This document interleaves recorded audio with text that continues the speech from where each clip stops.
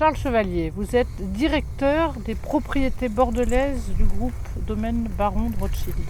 Exact. Alors, racontez-moi ce que c'est que Lafite, un des plus grands vins du monde. Qu'est-ce que ça veut dire? Le secret de Lafite, on l'a sous nos pieds. Là où on est actuellement, au milieu du vignoble, les graves qu'on a, c'est ça. Ça, c'est la base fondamentale sur laquelle est implanté un vignoble. Et j'allais dire, quelque part dans toute l'histoire viticole, on a la chance d'être à un endroit donné, qui est magique. Et puis l'endroit un peu plus loin, il n'a pas la même magie, il n'a pas la même teneur, il n'a pas la même... Oui, mais voilà, exactement, voilà. J'allais vous demander ça. Vous avez un vignoble voisin. Oui. Il est quoi, 4e grand cru classé? Du Harmilon est un 4e Voilà. cru classé. Exact. Il est géré, c'est le même propriétaire, c'est la même direction technique que j'assume, c'est les mêmes équipes de collaborateurs, même si on est sur la même appellation Pauillac, il n'y a pas la même finesse, il n'y a pas la même élégance, il n'y a pas la même structure. Quand on se promène sur le vignoble, on voit des pieds de vigne, celui-là il pourrait être à du Harmilon, il pourrait être ailleurs, simplement il a les racines qui ne sont pas tout à fait au même endroit. Ça fait déjà une petite différence. Donc c'est vraiment localisé à 1 kilomètre près, quoi, un premier grand cru. Mais j'allais dire peut-être moins que ça. Oui. C'est la magie du terroir. Alors quand on parle du terroir, je vous parle de sol, de structure de sol, mais il y a aussi le microclimat qui va avec, l'orientation. Là on est sur une croupe sur une pente qui est orientée plein nord d'ailleurs, mais néanmoins on est sur une parcelle qui produit chaque année du grand vin. Cette propriété appartient au Rothschild depuis combien de temps? 1868. Voilà, Donc c'est une belle histoire. Le baron Éric de Rothschild est la 5e génération qui est à la tête de cette maison, pour notre plus grand bonheur. C'est fabuleux d'avoir justement ce patrimoine qui est dans la même famille, et donc cet aspect traditionnel, traditionnaliste quelque part qui est exploité. Il faut savoir le continuer. Et on a la chance de ne pas avoir justement de changement de propriétaire. Donc il y a une ligne de conduite qui continue et qui est toujours sur la même ligne. C'est ça qui est fabuleux.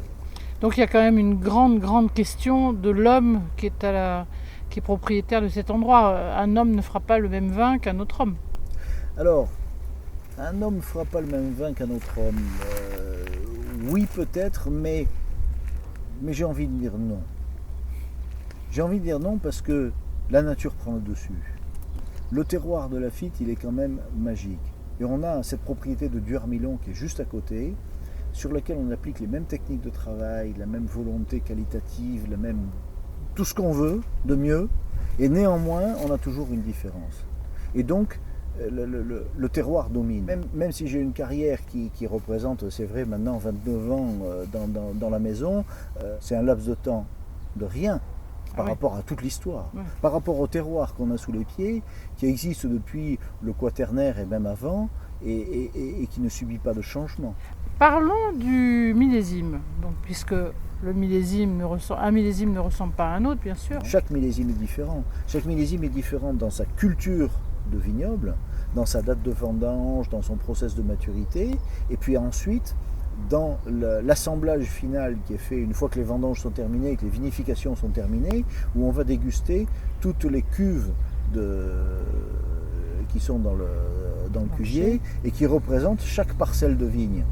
Et en fait, on va essayer de comprendre quelle est la maturité de chacune, quelle est la qualité de chaque parcelle.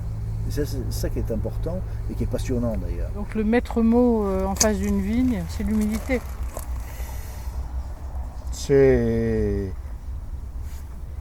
La vigne, c'est